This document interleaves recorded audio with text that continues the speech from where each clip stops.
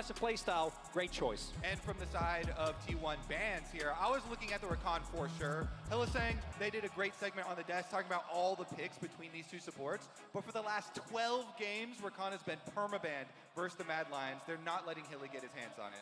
And notably, the Jace, even though I think the pick hasn't really been very high priority, is of course one of Zeus's most iconic champions.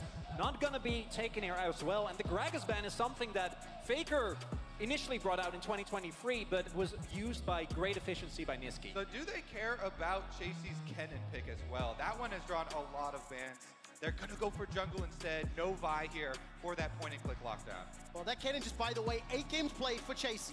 8 wins for Chasey, and it has been one of the tournament-defining picks. It's Harvard, it's Interlocked. And we saw this yesterday. Gen G did this as well. They left open the cannon, was picked up repeatedly, and I'm wondering what the response is going to be. A lot of the comfort picks that usually we see T1 go for, like the Gnar, not as good into the cannon. The K'Sante, though, has come up. Even though the laning matchup isn't great, a lot of LCK teams have used this as a deterrent, and the ability for the K'Sante to mark cannon in team fights and get him away from the backline as soon as possible has worked out for some teams, not so much for others.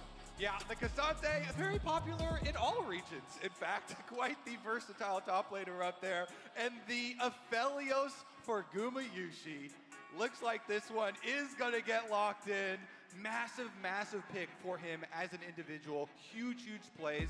And Guma, speaking of the differences between previous MSI and this MSI, huge glow up for him. He seems to be now the most reliable player on this team. And while you usually want to pair this with Thresh, watching Champions Queue, Keria also has been spamming his Tahm Kench, which is one of the most safe Tahm Kenches in the world. So they have a couple options to pair with that Aphelios.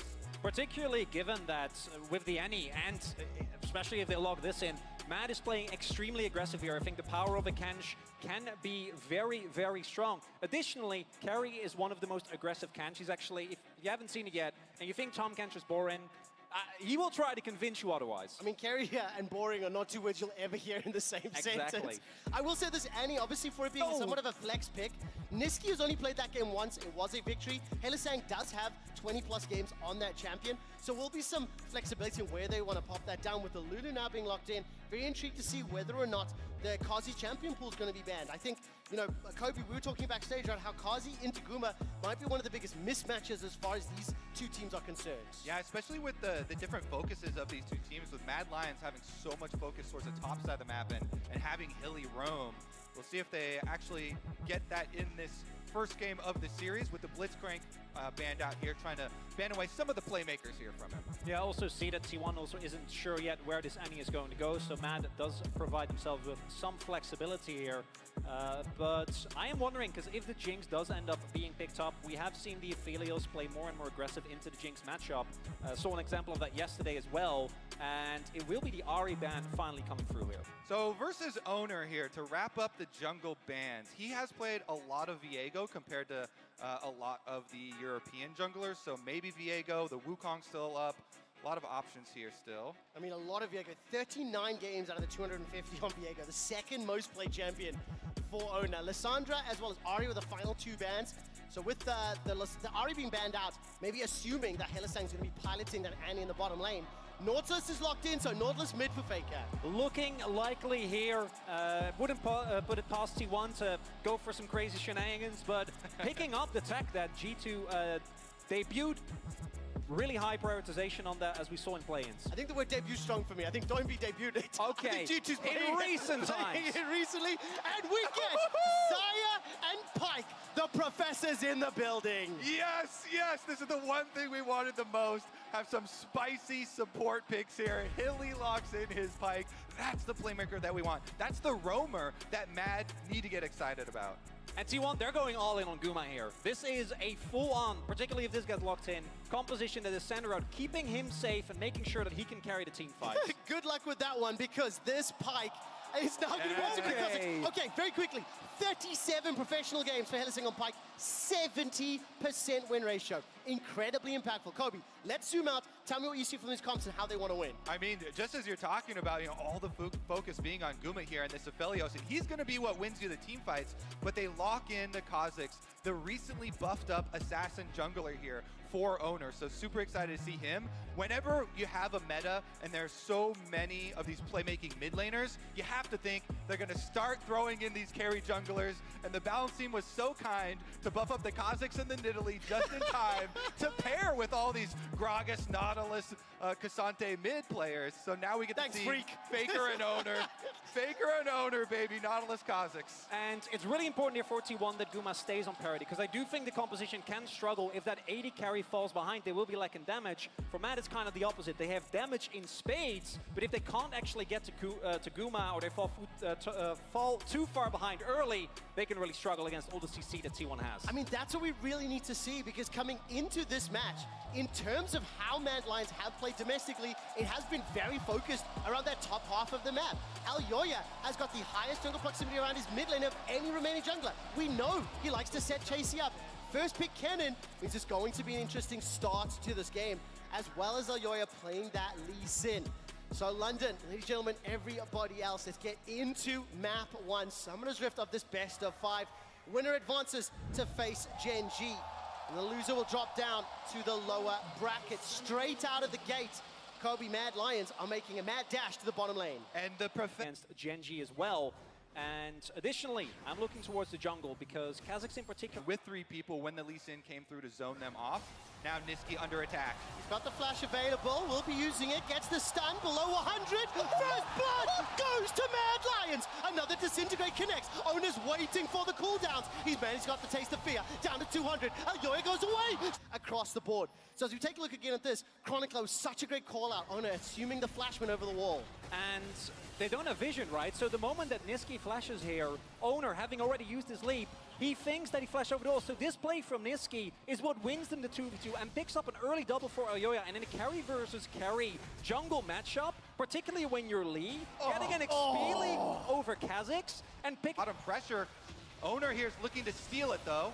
That's Owner hopping forward with that leap. Tip is being helped out. Depth charge thrown. Dragon is helping out T1. Niski gets the shield, gets the pop on the head from Faker. T1 are on the board, flashing away to safety. Alyoya picks up the... Actually play to your strength and go to the top side that you've done for so much of the LEC. We're going to see the Rift Herald fight, though. Niski ult. Faker, no flash available. He just gets run down. Another kill secured. I mean, look, the fans here in London are flabbergasted. And T1... Niski's now returning back to the middle lane. By the way, Dragon is still standing, so that's that first Drake of the game. It's been heavily delayed. Will not be one of those win conditions. Bone skewer, sidestep, and Faker will get pulled backwards. He throws out the mine. The Tibbers is dropped. Faker's burning, dredgeline, death from... That's only marginally ahead. Gets a lot of damage onto Owner. Wild growth, not necessarily needed, but all of a sudden, there's another setup. Faker gets the dredge line. There's not enough support coming from the rest of the squad. I mean, all 3 outer towers down before the average of the first tower here at MSI. Death from below is available. Depth charge thrown out once again. Using that hook to pull to safety. This is a 2 versus 4. Flash forward. Hilly is going to need to dive. Getting away for now. Down to 200 hit points. And Guma Gale forces forward. He gets the kill. Here comes Carthy. The feathers, they fly. That's 1, that's 2. And Mad Lions push T1 back. Are they actually going to contest this Drake? I don't think they should. I don't think they should, Trevor. What is the other plan? Kobe, here we go. They definitely should not, because there's teleporter ready on JC, and he uses it now. All right, 3,000 hit points. 2,500, 1,500. It's secured by T1. Zeus is the immediate target. That's all of a sudden the Moonlight Vigil fight. T1 have belted through the hit points for now. They've stood toe to toe. Owner is forced away. Chasey finds him. Slicing Maelstrom, but it's at the cost of Nesquik's life.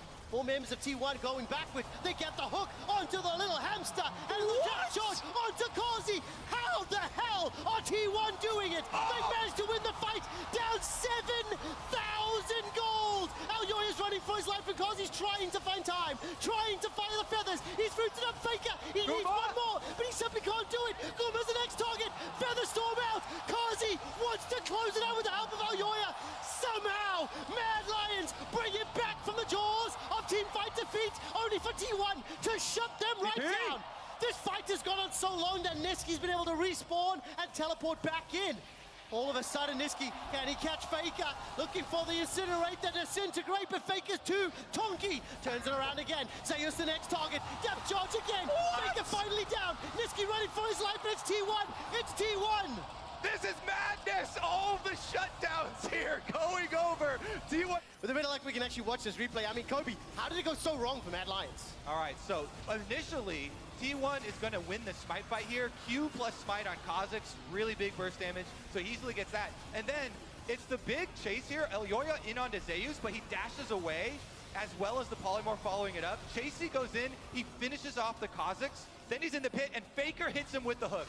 Chasey walked up to try and get a Q for harass, but Faker getting that hook onto him on the front lines opens up Guma carry. And then he Gale Forces up to still have the extra damage and the angle onto Hylissang to get himself the extra kill. That's where the big problem actually emerged. Mad Lions, though, they still have such a Oh, but at what cost? That's Niski being caught out. He's taken down. The Moonlight Vigil as well. T1 have found another fantastic pick. That's the second time. Starts in the teleports being channeled. Here comes Zeus from below. Baron rather, not going particularly quickly. As 5 members of T1 now stepping into the river. Okay, remember all those flashes we listed for Mad Lions. Oh my god, they're just gonna 2000. It's 2000. It's stolen. It's stolen. Elyoya misses the smite. All of a sudden for the fight. Annie is caught once more. Goes Golden in so much trouble, but Faker is the target. It's a 1-for-2 and Guma is untouched. Finally gets the kill back onto another, but it's Zeus and it's T1 that are cleaning everything up. Elyoya's got another 3-4-3, but they got the Baron as well. Hylissang's got that death from below, but nobody's in execution range. T1 has basically just been grouped as 5. Like, they have not split apart at all. Yeah, look at the formation. They will protect Guma Yushi with anyone else's life. Everybody protect the president here. As long as Guma is standing, T1 hopes are real. I mean, that is exactly how this comp's supposed to play out, right? And if everyone's focusing on Guma, there is the possibility for Oner to jump around. And he's got 4 kills, 2 deaths, 7 assists. He's been able to apply enough threat on that back line, closing things off. But look at this tense standoff. Baron is up. We're 3 minutes away from the next dragon. It'll only be the 3rd for both respective teams. But we are also at this point in the game where if a strong team fight can be won, close enough to push towards the base, push towards those inhibitors. T1, they're set their sights on the Baron. Look at that damage! Oh my word, Kazi melting Zeus, but the dredge line connects, the Dragon's Rage has been used. Bone, skewer, flash, Guma, there's no one to jump back on him, and Hilly's the man that's targeted down. Faker gets another. Niski uses the Hourglass just to buy some time, but Guma has done it once again. Chasey with a slicing maelstrom gets at least a kill back, but Mad Lions are ace. And T1 are gonna get the Baron after that one. Mad Lions, they got their initial pick and they just saw the win in their eyes. They tried too hard, too far on the chase. You mentioned it. Hilly does get... Pumas and Aphelios are so huge this game. The Magi Soul Stealer picked up for Faker as well. He's already got sickening damage and will continue to build that up. A number of pings there on that mid inhibitor turret to Mad Lions. They're trying to find that initiation. Yeah, Matt can't go for the Dragon here because T1 will just push them out. Oh, waiting for this initiation there. Elyoya is looking for the flank. Chases in the front line. Flash available to him, level 15. Slicing Maelstrom is up 2. Engage comes out. Bone Skewer backwards.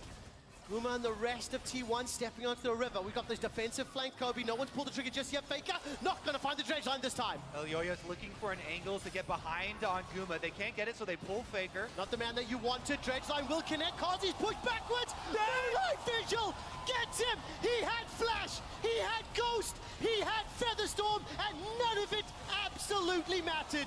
T1 dominate once more. Faker hits those. Faker hits those. The Nautilus with the Evan Shroud damage amp, and Guma finishes that kill, no problem. Dragon picked up. T1 coming for your base. JC using that flash defensively just to get away from that Q3. Running for his life. No slicing Maelstrom. The base still available. Baron's still up. Chronicler, T1 have pulled this game back from the jaws of defeat. Yeah, I'm flabbergasted. I've seen T1 win a lot of games in a lot of ways, but this is incredible. It's the fact that they go this all in on Guma a year after he had a pretty lackluster MSI.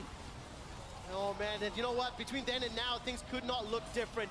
Nexus turret number 1 has fallen. Nexus turret number 2 has fallen. 49, 50 kills In 30 minutes, T1 strike first. I'm exhausted. I'm sweating. That was exquisite, League of Legends. Oh, what an emotional roller coaster there. T1, they wake up live on stage. Yeah, that early game, I think we might see some pike bans, even though